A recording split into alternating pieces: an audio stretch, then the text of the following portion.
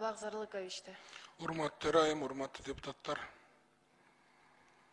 Өкмөт улам эле бизге министрлерди алып келип атат, четинен камалып кетип атат.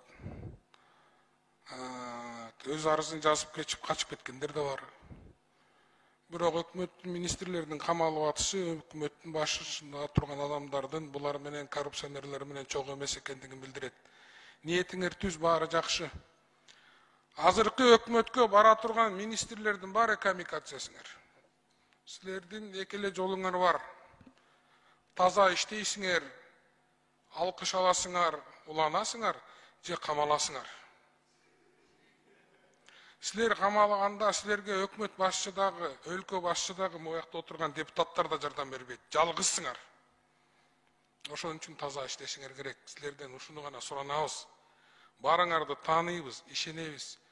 Ишеничти өлтүрбөңүздөр, өтүнүч силерден.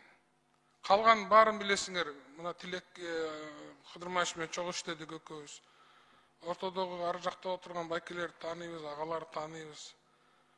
Бир гана жолуңар бар. Таза иштейсиңер или камалып абийириңер төгүлөт. Башка жолу жок.